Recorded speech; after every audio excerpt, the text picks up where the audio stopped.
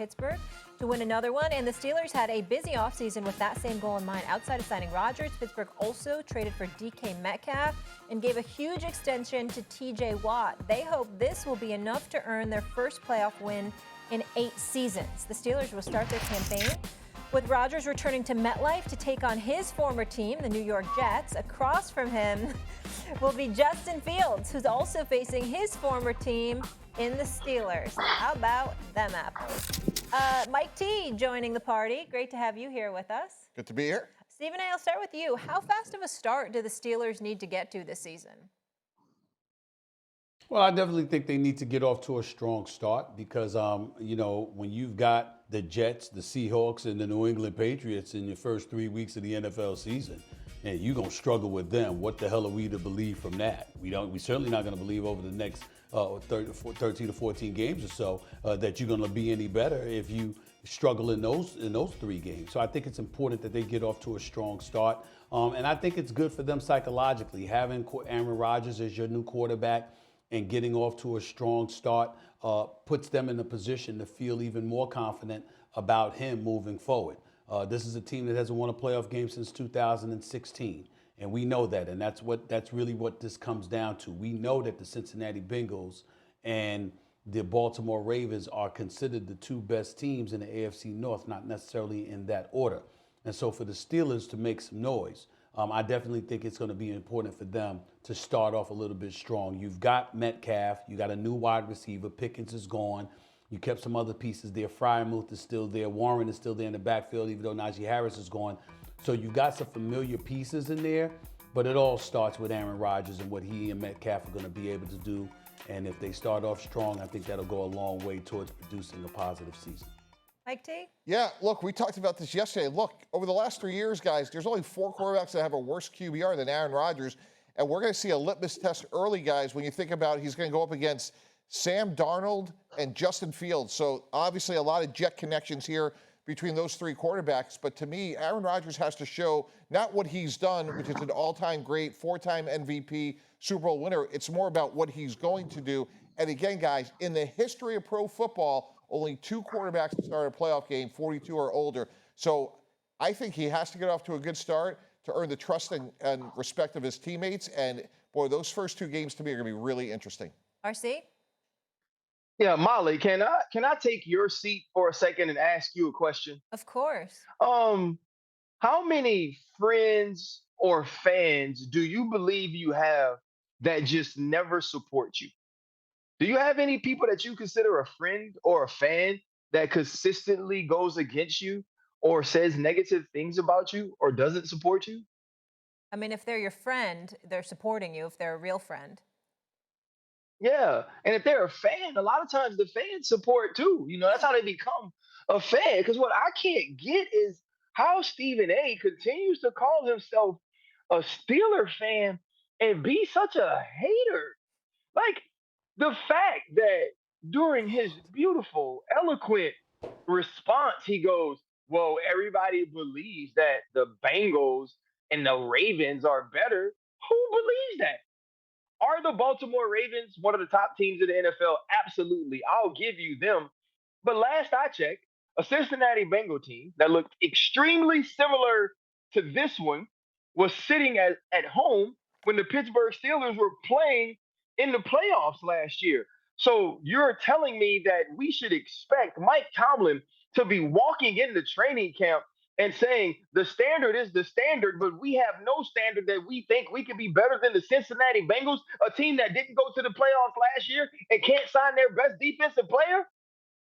So Stephen A. wants to come on this show and say, oh, wait, I don't really believe that they are that good. I don't really believe that they do have a chance. When all Omar Khan has done as the general manager is continue to add good football players with great NFL pedigree. But no, Mike T can't get this team to be good enough to win. The Pittsburgh Steelers need to start fast because of this. There's always a microscope on what the Pittsburgh Steelers do because unlike what George Pickens said, about the Cowboys, the Pittsburgh Steelers are synonymous with Super Bowls. But in being synonymous with Super Bowls throughout history, the last 10 years they aren't. The last 10 years, they aren't synonymous with winning playoff games. So there's already going to be a microscope on them. Now you add Aaron Rodgers to that mix. And what Mike T has talked about over and over again, the QBR over the last 3 years, people are going to want to see what Aaron Rodgers has showed up to play for the Pittsburgh Steelers. That's why a fast start is needed. A fast start is needed so you don't have to answer the questions on whether or not this relationship will work very early on. It's going to be difficult for this team to win a Super Bowl, to win a championship, absolutely. But this is a playoff football team with a playoff roster and a Hall of Fame head coach. And I'm not going to walk into this season doubting what they could be when looking at the roster, especially defensively.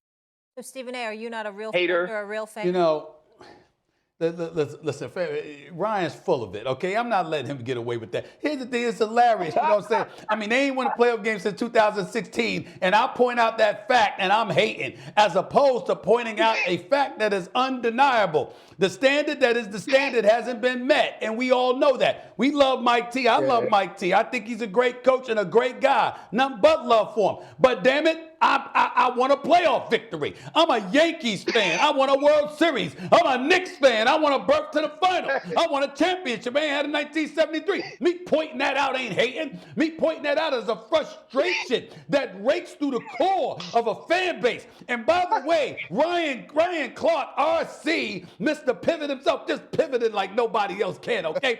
I would like to remind you of the importance of being very, very careful. There's footage on Monday Night Football. There's footage on NFL Live.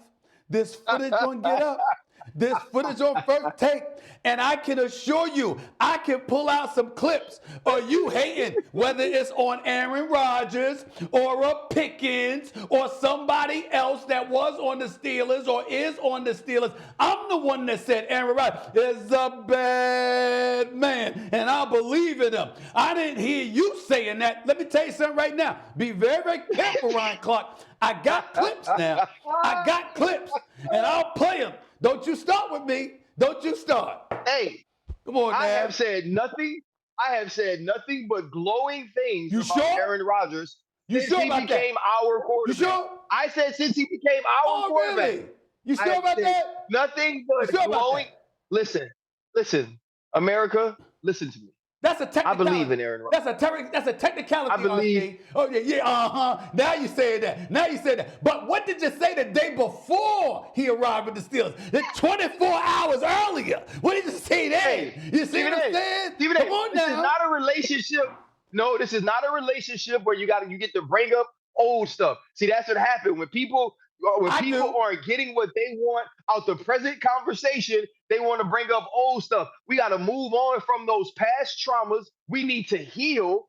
And in healing, it can allow us to move forward. Listen to Molly, all the work Molly's done on herself. She knows we can't stay stuck with those old gremlins, right? That seem to just rear Molly. their ugly heads whenever things Yeah, get you tough. still have some gremlins, Stephen A. I got it. Gremlin. I got it. Ryan Clark is the black football version of Mark McGuire. He ain't here to talk about the past. He ain't here to talk about the past. I hear He's talking gonna move about forward. the past. That's what it is, right? That's what it is, right? I'm not here to talk about the past. I understand. All right. At least you weren't Sammy Sosa needing an interpreter. I'll give you that.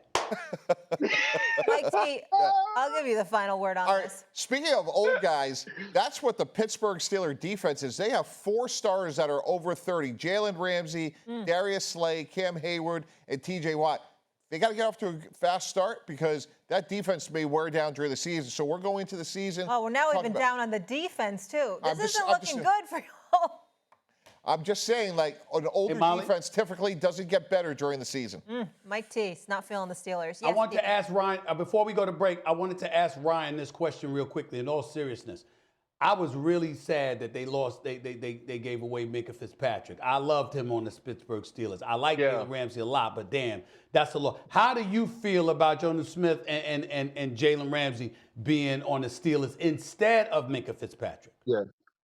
First of all, I wish you could have kept Minka Fitzpatrick, but there's no way that Jalen Ramsey becomes a Pittsburgh Steeler without having some assets be involved in that trade. I think the thing that happened with Minka was a little bit of discomfort with the way he was utilized. Minka wants to be free. Minka wants to have the ability to go make plays, to be involved. And his pairing with Deshaun Elliott the strong safety. I don't believe it allowed Mika to do that. And so I think there were some frustrations that could bubble up for someone who is such a playmaker, such an instinctive player. And I feel like Jalen Ramsey fits and can be utilized in more ways than Mika was, but also more ways than Mika was willing. And so I think that this is a good switch if Jalen is able to ingratiate himself in different pieces of this defense. And everything I'm hearing out of training camp and seeing from the couple of clips I've seen seems that Jalen is finding a way to do that.